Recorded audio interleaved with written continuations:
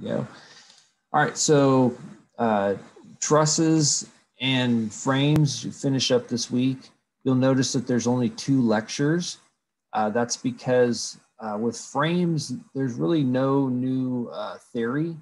So really can't, I mean, other than doing more example problems, there's nothing really more to learn. So I would say use that time, since there's only 2, is to work on the homework, understand the frames. The frames are just a slight modification of trusses. Frames don't have zero force members in them because frames consist of multi-force members and 2 force members put together. So don't worry if you see something that looks like a zero force member in a frame, it doesn't exist. All right. Someone asked me that in the last lecture, and I don't have a good explanation for it just yet. I got to think about that, because it does seem like in a frame you might have a zero force member, but you don't. I've never come across one, and I've actually never thought about it that way. So anyway, just to make things a little simpler. So, and then we'll talk about machines now, and we'll probably get to a problem on machines at this today. And machines are just a different application. A machine is just really a way to modify force. So if you think of a pair of bolt cutters or diagonal cutters or pliers, anything where you apply a force and it's magnified on the other end, that's considered a machine. And so a lot of the machines are fairly easy in the sense is because really what you're doing is you're using the mechanical advantage of a longer moment arm to create a higher force. And that's really all you're doing is you're preparing moment arms. Okay. So just to give you an idea, here we are at the end of the quarter almost. We have this week, week 9, and week 10, especially in spring quarter. It's I can see the slowdown, but we'll pull it out of the tank and then make it to the finish line. So that's what we want to do. So don't give up now. We're almost to the end. But this week's quiz will be on trusses, zero force members. And so I'll give you a truss, maybe ask you to find a couple of members of it, either using method of joints or method of sections. Maybe identify a zero force member or 2. And that'll be that. And then for week 9, that'll be machines and friction. That's kind of the emphasis of week 9, beginning of friction. That quiz will cover frames and machines. And then for week 10, we won't have a Monday lecture because of the holiday. And so we'll have a quiz though on friction. Now, one thing I do like having a review session for the final, especially since we won't have a live lecture, but that'll probably be later in the week. Now, remember that the final is a common final, and it's on Monday of finals week, 7 to 10 to roughly 8:40. So this quarter we're dividing since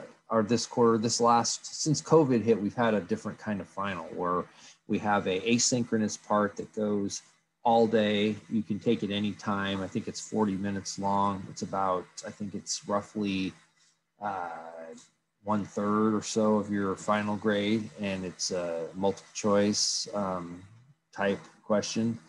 And then that part is, I think it's a quarter actually. Yeah, that's the asynchronous part. You'll do that anytime. And then in the evening, you'll have a few more problems that you'll solve. It'll be kind of like a midterm. So we'll talk more about that. Review session, I'm not sure yet when it's going to be, but I'll post something for that. Okay, so let's talk about the quiz real quick. If you hadn't checked, I have graded quizzes 4 and 5, so your scores are up there. Overall, quiz 5 looked good. Most of you did a good job on it. The one thing I did notice, a few of you had 68. You thought that was only for this little section 3, but think about when you look at a picture like this, those red lines are just artificially added to break it up into different pieces. So you don't want to, you want to read it as it should be correct. So 68 was the entire length.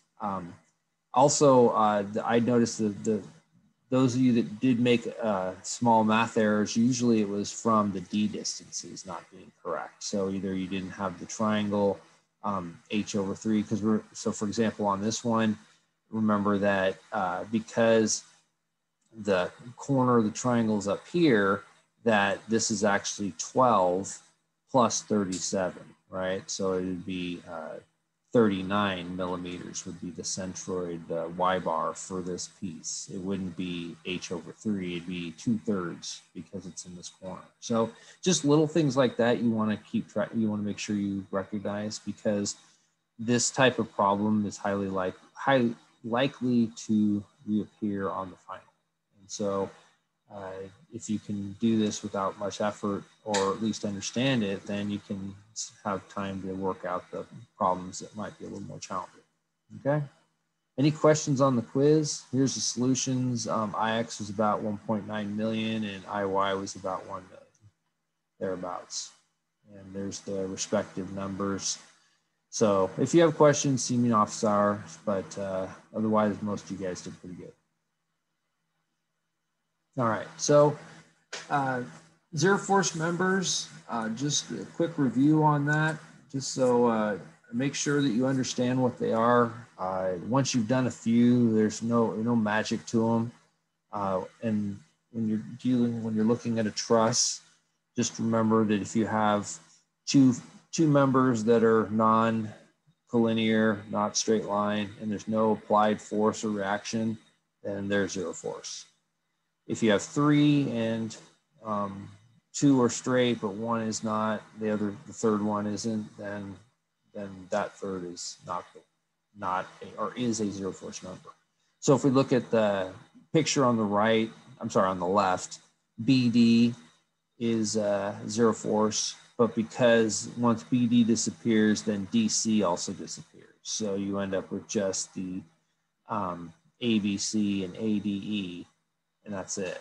And so AD and DE will have the same value, and AB and BC will have the same value. And you can if you look at this, you can see that AD and DE are going to be in compression, and AB and BC will be in tension, just from the configuration.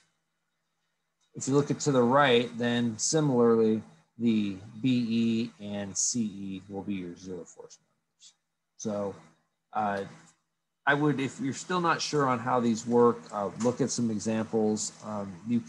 There's a lot of information out there well beyond what I put out. If you just type in zero force members in YouTube, there's tons of tutorials. So, or ask me in office, whatever works. But don't get too obsessed with it. I mean, usually what will happen is on the quiz, I'll say, are there any zero force members? So I'm not going to try to trick you with something really unusual. They tend to be fairly obvious. Okay. All right, so let's look at this one. And let me change cameras here for a second.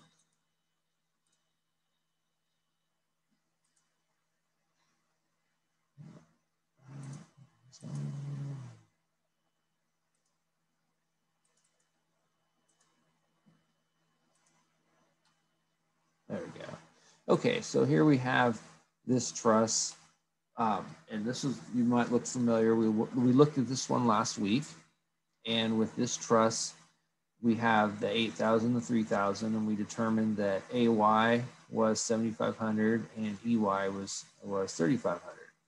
So now we want to determine DC, CF, and GF.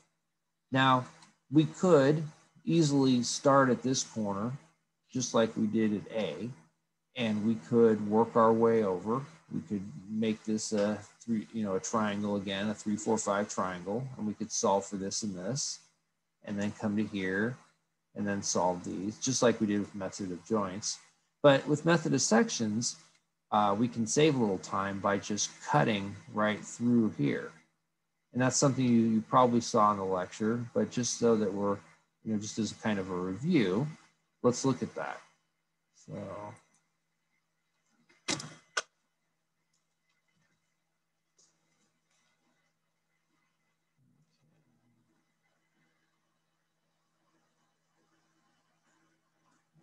Sure, it's not focusing.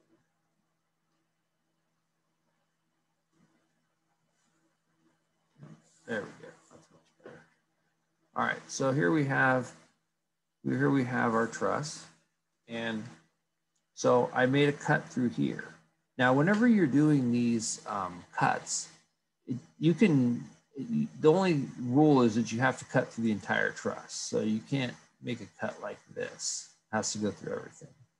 Now, in this case, I could have cut and I could have gone through there and through there too, if I wanted to, because this is a zero force member. But because I wasn't asked to find HG, then it wouldn't have made a lot of sense. Although you could intuitively see that HG and GF are the same because of that zero force member. But anyway, to make it simple, I would say is just cut it right through and cut through the members that you're interested in. And once you do that, then you can either look at this side or this side. So either one works, but I choose the side that has the least information because then there's not much to deal with, and that makes things easier. So if we focus on this side, then everything over here basically doesn't exist, that disappears. So where our cuts are, those are our members. We have this member, and this member. And then the only other external force is our reaction here, the 3,500 pounds. That's it. So if we want to then solve this, there's we can do sum of the forces in the y, because if we do that, we know that CF is the only one with the y component. So we can solve CF if we sum the forces in the y. If we sum the moments about the point F, then we can solve for D, CD. And then once we know that, we can sum the forces in the x, since we'll know this and this, and we can get that. So the order in which you do it isn't always that important. You'll find that there's different ways to do this, and I don't think there's any true correct way, as long as you get the right answer. So, but let's say if we sum the moments about F to 0, then we have essentially 3,500 times 6. And then, now the way I have DC, I have it also going counterclockwise. But we can kind of see that that's not really going to work, because if I'm rotating this way, if that's pushing this way and that's going that way, then there's nothing to oppose its direction. So I'm going to assume that I got that incorrect. So I'm going to actually say that DC is going the other way. So I'm going to say minus DC, and that's going to be times 8, because that's its vertical distance there, 8 feet, and that equals 0. So I do the complex math, and I get DC equal to 2625. And since it's positive, I knew I was correct in changing it. It's in compression. So 2625 pointing that direction. Now I can sum the forces in the y direction to 0. If I do that, then the only thing I have is this and this. So in that case, I have 3,500. And then that makes sense that that would be pointing down, because this is going up, that is going down. And since this is a 3, 4, 5 triangle, then I'm going to have 3,500 minus 4/5 of CF, or FC, whatever you want to call it, and that equals 0. And so I get my CF in that case equals to 4,375 pounds. All right, and that's also in compression. So lastly, then I could just sum the forces in the x, and then I take this and this and that, and that's my only unknown. So sum the forces in the x to 0, and what do I have? I have DC, or CD, which is going to the right. So I'm going to make it consistent. So DC, and then I have this plus 3/5 of CF, and then minus FG equals 0. So if I plug this in, I get, this is 2625, 3/5 times that, plus 3/5 times 2625 equals FG. And so FG in this case is equal to 5250 pounds, and that's in tension. And you may remember that number from last week, 5250, because when we solve for this member here, this one was 5250. And since that's a zero force member, this has to be 5250. So anyway, so that's how you do sections. And I think the only other complexity to these is really the geometry of the truss. And so this is a nice, easy one because it's got a 3, 4, 5. But sometimes the truss, they're not as nice. Sometimes you won't get nice triple triangles. And so, but you know, I try not to give you those types of questions on quizzes or exams because I'm not testing you on your geometry skills. I mainly want you to just understand the basics of trusses. And so the homework problems might be a little more tedious and take time, but those are homework, so you have a little more time to do them. Any questions? I actually had a homework related question, but if that should wait until the end of the class, that's fine too. Which problem is it? Oh, it was the first one. I just wanted to ask if one of the members was a zero force member. That was all. Okay, well here, let me pull, I don't know, I can't, let me pull up in the homework because I don't know off the top of my head. All right. Grab it real quick.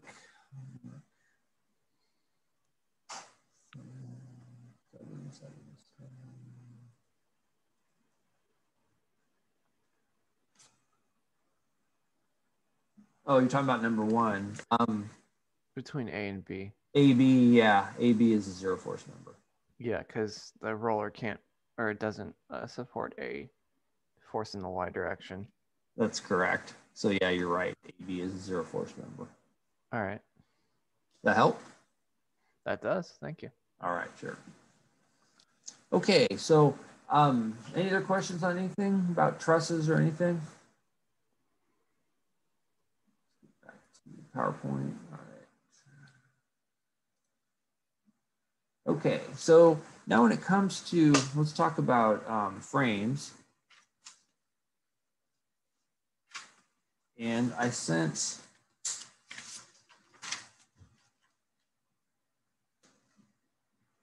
let me show you real quick. I sent these out late last night.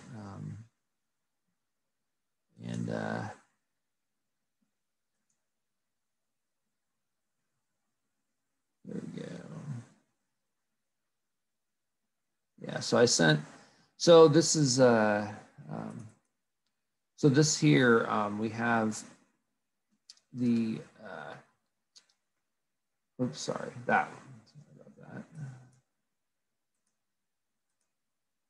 And so here is an example of a frame. It looks a lot almost like a problem from chapter 4. And these are, you'll notice the frames, just the way that you solve them, summing moments, summing forces, and they're all in 2D.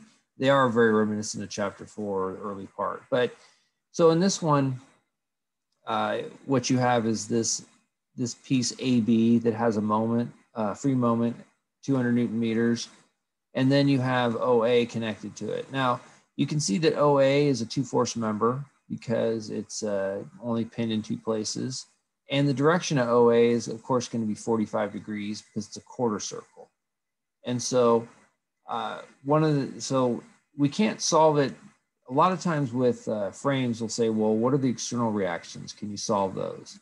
And in this case, you really can't get the external reactions because they both have X, Y components because they're pins, and they're at different levels. So you can't have the X component of one cancel because it's the same level. So we're kind of stuck in the senses we can't really do anything as is. So we have to take it apart. So if we do that, then this is what we have. And if we go ahead and we take it apart, we end up with something where we just have this piece here. So this and then this. So we have our, now we know that coming in at 45 degrees is our OA. So we'll say OA. And then we know that this distance is 0.6 and this is 0.8. And then of course we have our 200 Newton meters. And we have By and Bx. So we have our, just like up here, we have our this. And so, so I guess I'm not sure why I drew that there here, but anyway, so let's go ahead and put that up there. Now, if we want to, if we sum the moments about B, 0, then we can solve for OA. Once we solve for OA, we can get By and Bx. So that's kind of the trick in this problem. Well, not really a trick, but that's, in most of you probably recognize that right away. That you see that you take it apart, you know OA is just this single, and that's really the emphasis in a lot of the problems is when you take them apart, look for the two force members, because now you know the direction of this.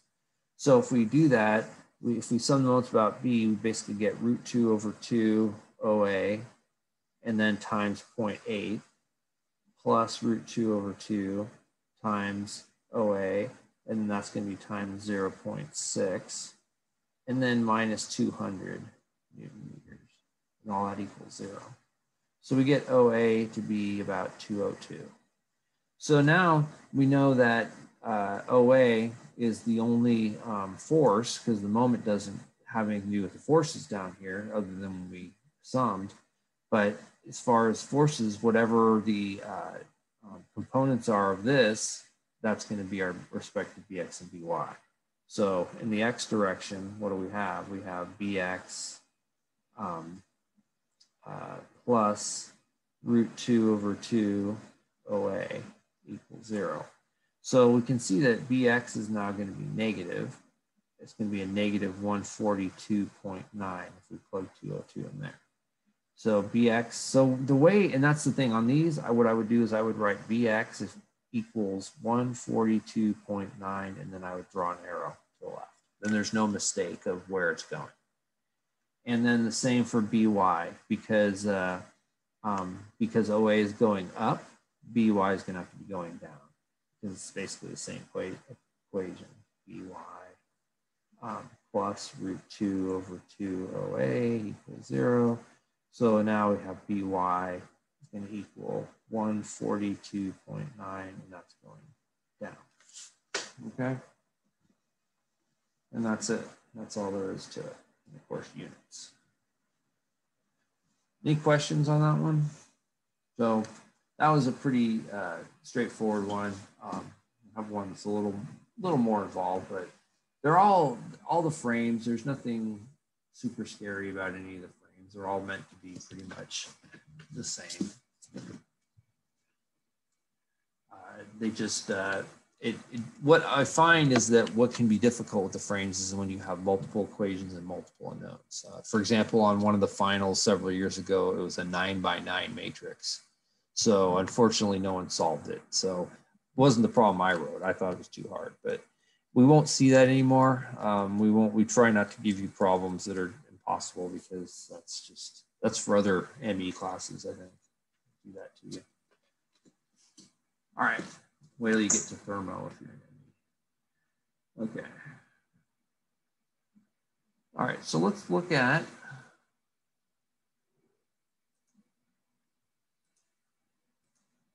this next one. Oops. There we go. There. Okay, so now this is another frame. And again, there's not a lot of theory to talk about. That's why you just look at these and see what they are and say, okay, this is a frame. Now, the question was, why are FG and BA and BC, why are those not two force members? And mainly because there's multi-forces on a frame that you don't see in a truss. So what you can deduce from this, though, is that FG and BC and BA are all two force members in this because of the fact that they're linked in just two places.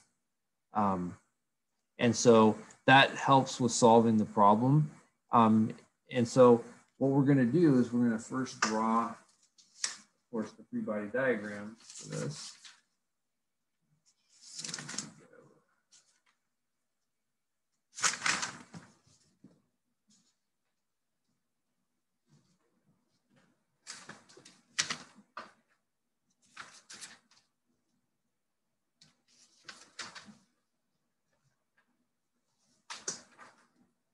Okay, so here we go. All right, so here's what we have. Let me go back to my screen. There we go.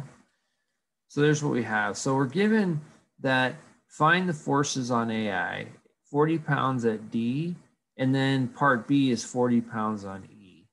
So we can either find it at one or the other.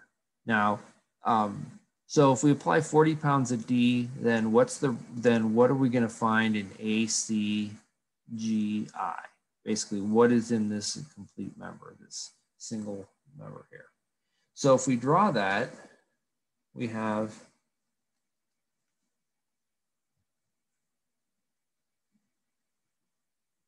one looks like that. And so here's G. So there's G, there's C. Now we know that I is just a vertical because it's on rollers. And if you look back at the picture, you can see it's on rollers. And then we know that this is coming up here like that. And that's BC, or BA, sorry, or AB, however you want to call it. And if you look at the dimensions, 20, and this is 48, if you divide that by 4, you get 5. If you divide that by 4, you get 12. So this is a 5, 12, 13 triangle here. So we know it's 5 and that's 12. And it's a two force member, so you know its direction. So first thing, though, is, I've drawn this and I separate it, but one of the questions you always want to look at when you start a frame is, can you solve any external reactions? And if we look back at this, we can, can't we? Because we know that we have the 40 pounds here. We know we have two reactions here. So we could sum the forces at H and get I. That's easy enough. And that helps us because we're looking for just the forces in this piece here. So if we do that, if we sum the moments about H to 0, then we essentially get IY times 48 minus 40 times 3, or 30, sorry. And that gives us 0. And so we get IY equal to 25 pounds. So we know that's 25 pounds there. All right, that was simple to find. In the previous problem, we couldn't do that, but in this one we could. So if you can find the external reactions, do so. If you can't find the external reactions, then take it apart. All right. Now let's look back at this. So we have that. Now C, we really don't know where it's going, so we're just going to draw it going that way. We don't know where G is going, but we know it's that way. Because it's a two force member, we know it has to be horizontal.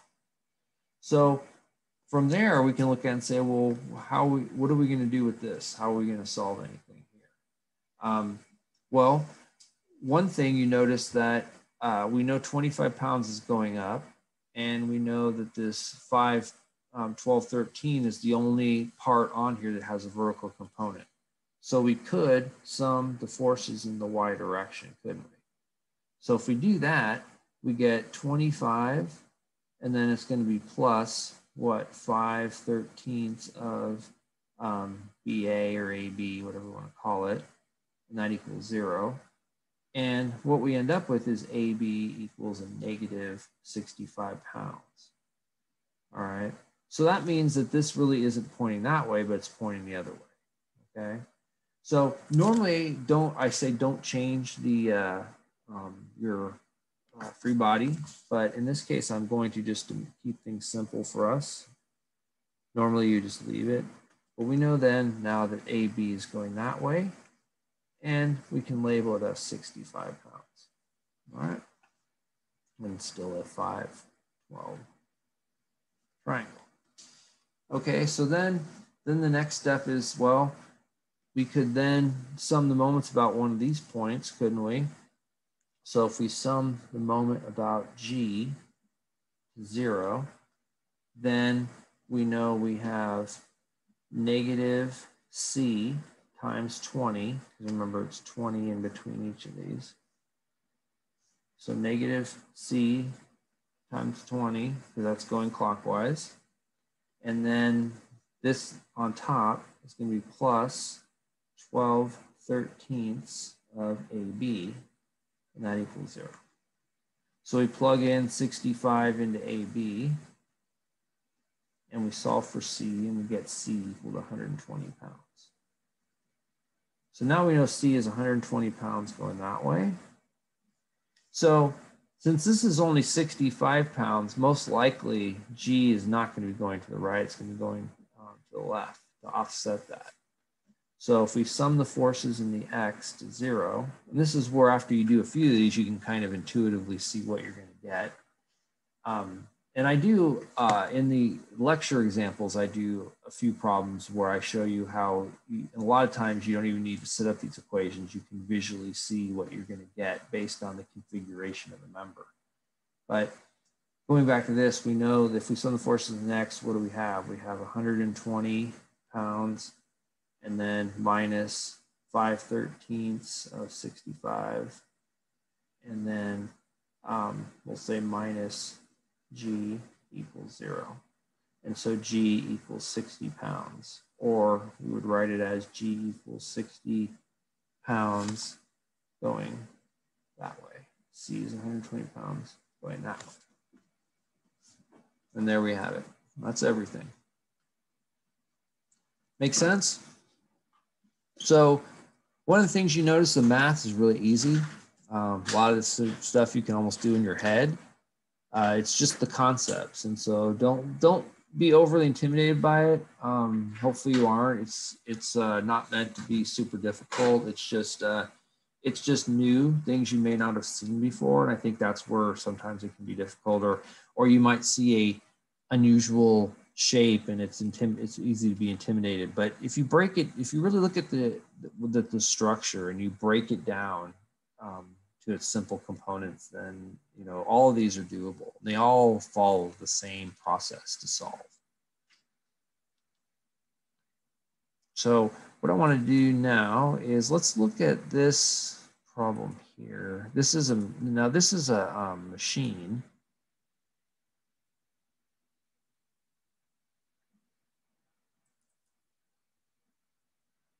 So now here we have a machine, and so this is a good, some of the problems I suggest is before you even dive in and start solving them is take a look at them first and try to understand what's going on mechanically. So in this case, you have a toggle clamp, and so your toggle clamp has a handle that locks in place, and then that subsequently applies a force at E, which holds your piece of wood down or whatever you're trying to keep from moving. So it consists of the handle, DC, and then the load at P. So you have this long handle. And you probably notice right away that CB, that's a two-force member because it has just 2 pins, and that's all it's holding it. And it has the same vertical and horizontal distances, so it's at 45 degrees. And so because it's a two-force member, then we can sum moments about point D, and we can calculate what CB is. Now, once we know what CB is, we can sum forces in the X and the Y on that handle, and we can determine what the reactions of D are. And then you can see that then we can then take the piece DAE and use those reactions to then solve for E. And so that's a lot of machines are essentially the same. And there's a homework problem that looks very similar. It's similar in the sense is that you have a handle you're applying a force and you're trying to determine what the reaction is, but it's done the exact same way as this. You some moments, find your two force member, some forces, find those parts. The only difference in the one in the homework is it's in, you have to solve for components, and you have to basically you have to solve for it in components, and you won't get numbers. So you have some variables in there, but otherwise it's the same.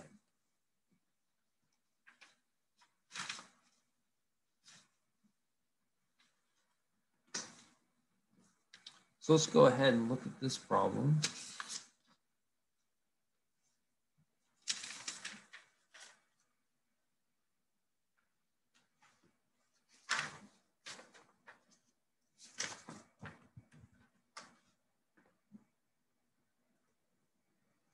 All right, so we can walk through this, but so we start off here. We have our handle DC, and then I've drawn it slightly magnified here to show. So we know it's 5 millimeters and 16 millimeters.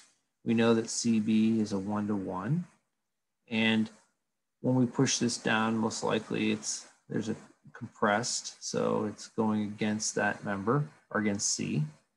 So so like I said before, is we're going to sum the moments about D in order to get C. So if we do that, then what do we have? We have sum the moments about D. So we know our load at P is 400. So, and it's going to create a clockwise moment about D. So negative 400 times the distance. Now you could use meters or millimeters. It doesn't matter because it's going to come out as a force anyway. So the distances are going to cancel. Force of habit, I put it in meters. So 0.160. And then minus.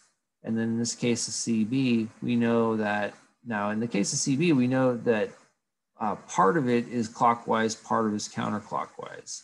So the vertical part of it wants to be counterclockwise, but the horizontal part, if you draw it out all the way here, it's going to want to rotate that way.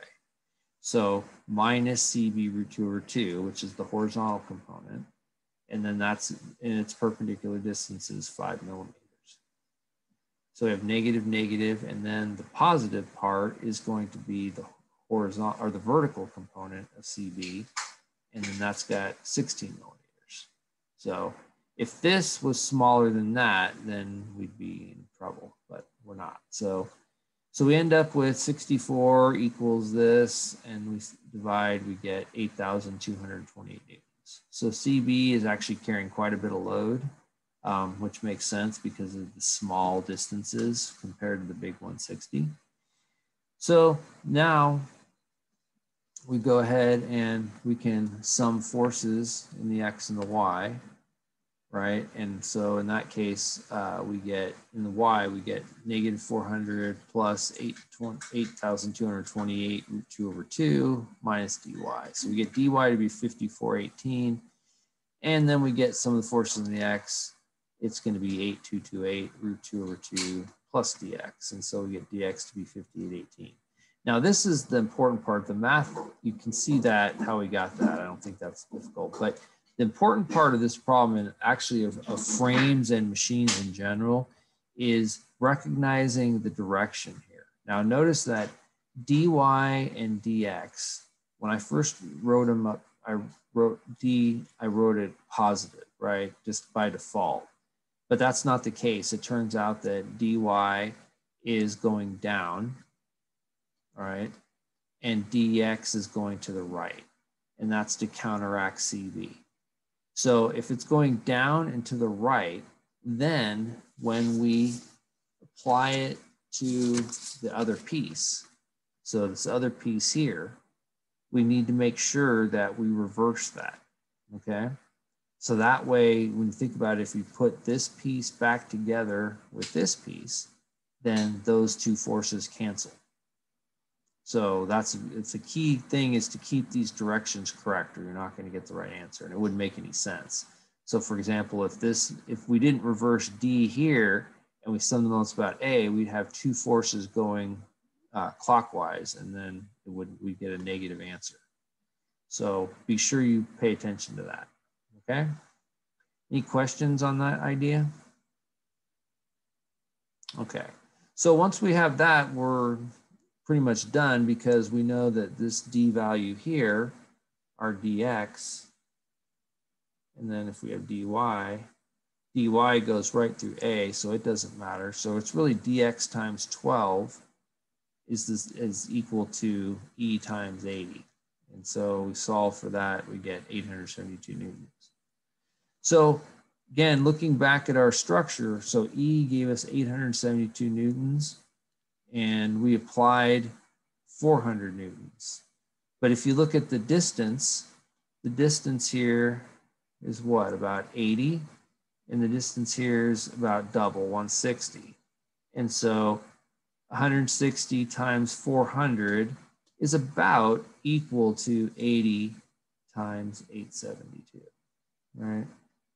So it's not quite a one-to-one, but it makes sense. So that gives us correct, because the mechanical advantage doubled.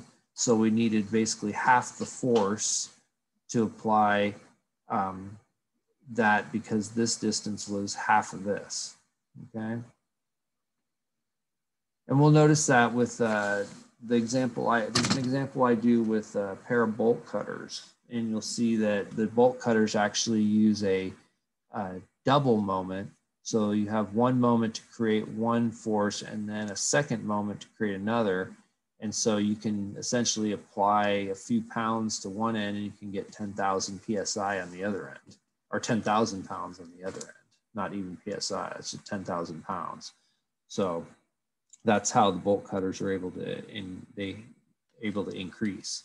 But of course, with that comes, there's no free lunch. And if you ever use bolt cutters, you notice that you have to open them quite wide, and just to move them just a very little distance. So that's the thing, work is conserved. So force times distance.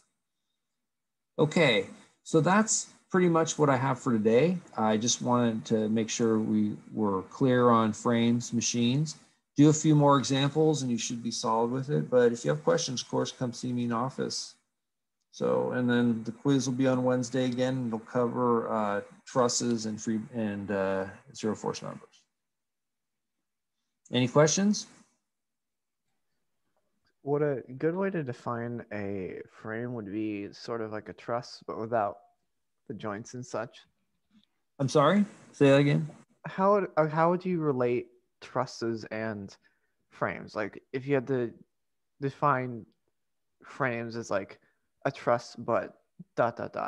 Oh, yeah, a frame is a truss, but it has multi-force members.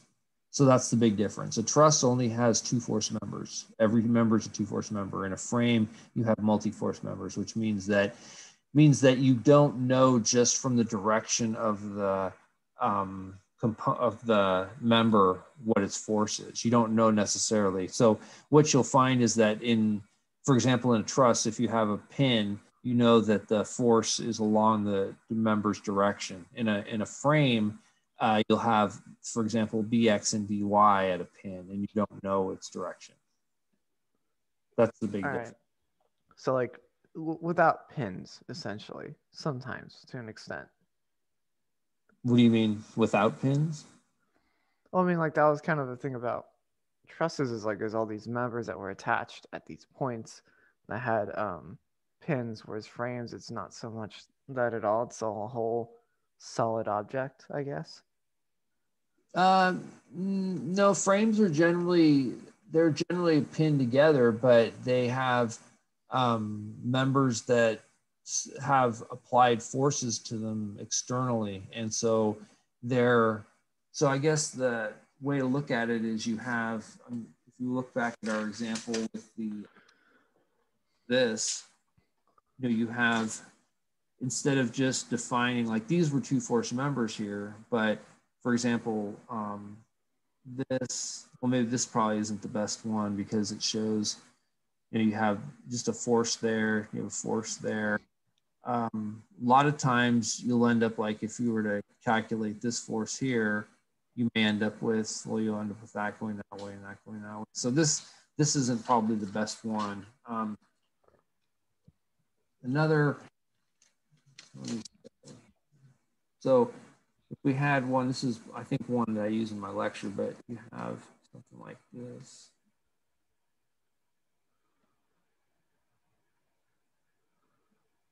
That's an ugly picture, I know. Like that. So something like this. And so you have, reaction here and you have reaction here. And then when you go to look at, for example, this here, you end up with something like this, where this piece has, and then it also has this, and then it has this, and it has that. So in a truss, this member would never have all this on it. It would be, it would be either in a truss, it would look like this. It would either be this and this, or that and that. Okay, but never those like different other forces that just sort of are yeah. Okay. That's true. Yeah, that's the big difference. Okay, because I could see like with that one cross beam that's going across the middle, that would be a zero force member, right? Because it has that other side that's just up and down. This one here? Yeah. Well, no, because it doesn't end up being, because notice how I have a force represented here. Okay. Not a zero force member. That's the thing you remember. And actually, in this case, you may have something like this too. So you don't know that yet. And so that's why, and especially if there's a force out here somewhere, you need to look at them, each one as an individual basis, I think, and try to figure out, what all the reactions are going on in it. Now, if this didn't have anything like that, then that would be reasonable to be a two force member there. But if it did have it, then you don't know that. That's the key. Look at where the forces applied on the object. So, but after you do it all, it's something you have to kind of look at a few to kind of see what's going on with them. Yeah. That's the thing. It's hard to say, universally what's going to happen. You have to just think of it as, if you have multi-force members, you don't have, in general, as soon as you have a load, an external load on an object, it's not going to be a two-force member. Okay. All right, cool. Because that was the only thing I was really confused about, is separating trusses and frames. Yeah, I could see that. So we'll try to be clear as to what's what, though. So, but yeah, that's good. That's a good point, because you're right, because they do look kind of similar, and it's like, well, what's what? So, all right. Any other questions? Okay, you guys, you have a good rest of your day, and I'll see you in office hour, or I'll see you Wednesday at quiz. Thank you. Thank you. Thank you. You're welcome.